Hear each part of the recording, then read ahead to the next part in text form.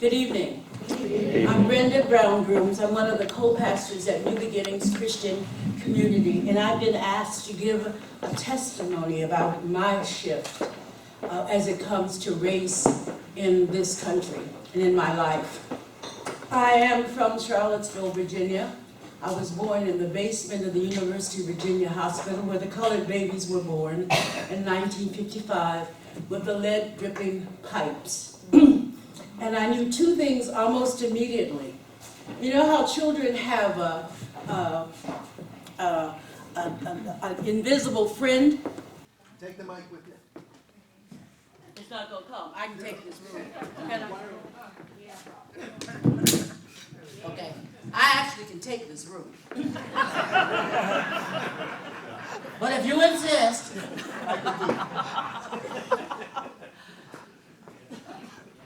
When I was a little girl, my invisible friend was God at other people's houses. And then you begin to realize, oh, they don't eat dinner the same way and things are different. And I remember being a church mouse.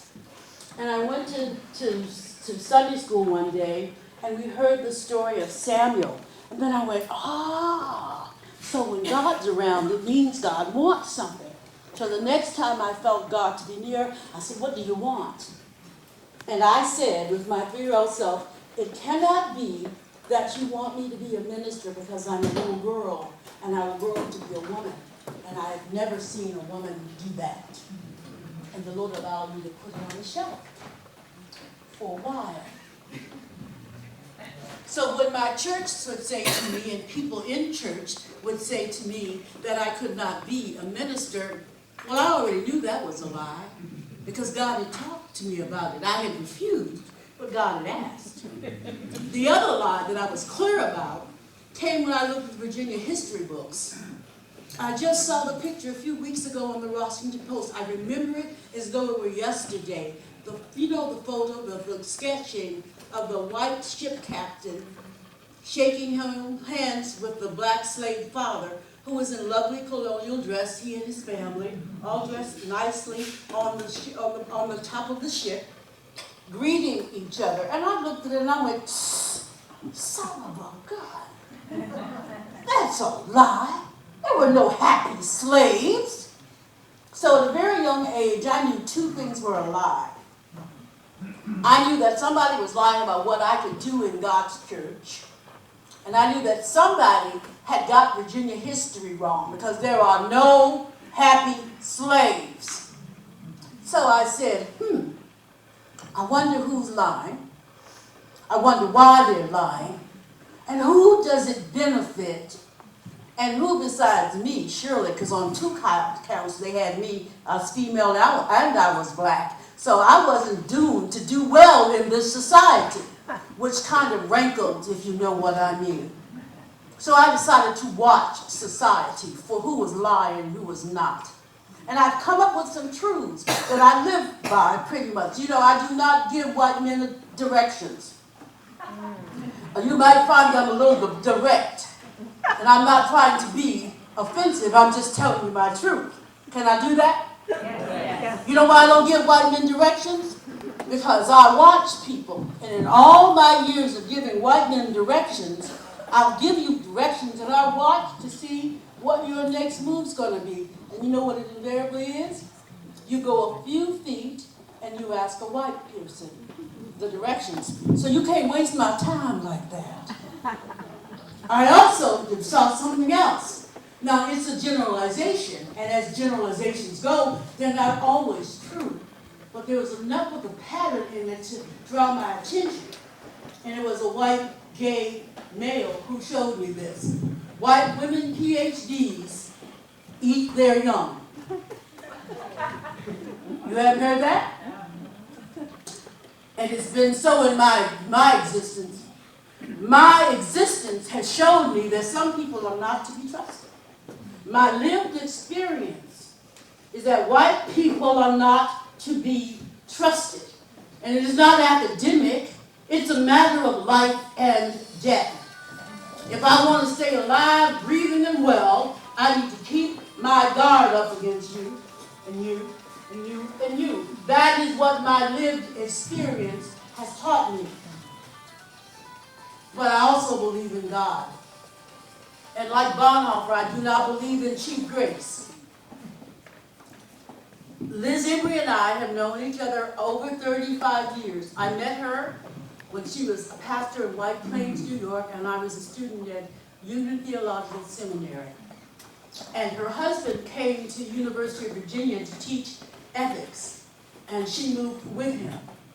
And when she found out I was in the area, for 8 years she'd invite me to come and preach for her when she took 2 weeks vacation.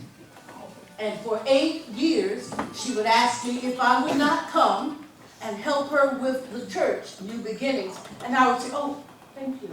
No, I couldn't possibly. Thank you for thinking of it. No, thank you. I go. But nothing is persistent. And for 8 freaking years in a row, she asked if I would come and help her with the ministry at that church. And I was very clear that I was not going to put myself in the hands of a white woman who could not be trusted. My lived experience is that you white folk cannot be trusted. And I wasn't going to do it. Except, the 8th time she asked me, I listened for God. I learned from a child that God speaks. God's always speaking to all of us. I wasn't particular in that. God speaks to anybody who will listen. Anybody who will listen. And for some reason, I have gained the habit of listening for God's voice, and sometimes I hear. And I heard in her voice how tired she was. And I was just about to form the words, oh, no, thank you, I could not possibly. When I heard that tiredness, and I said, God, no! You're not going to do this to me! And so instead of saying what I'd already determined to say, which was, no, thank you very much, have a nice day, I said instead, let me pray about it. She called me at the end of April, and the 1st of August, I was pulling into Charlottesville, Virginia, to help with the ministry of New Beginnings. Why did that happen? What is there in all the world to make me go against my lived experience? God.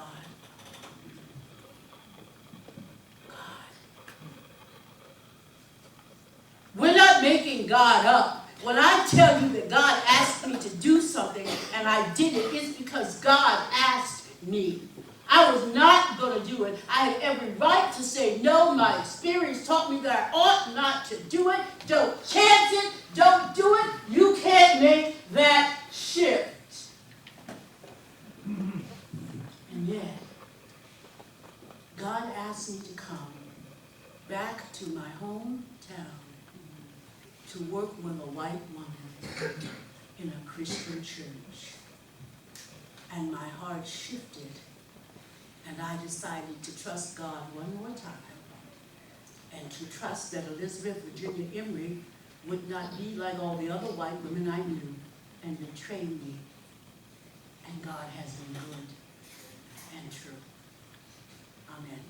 Amen.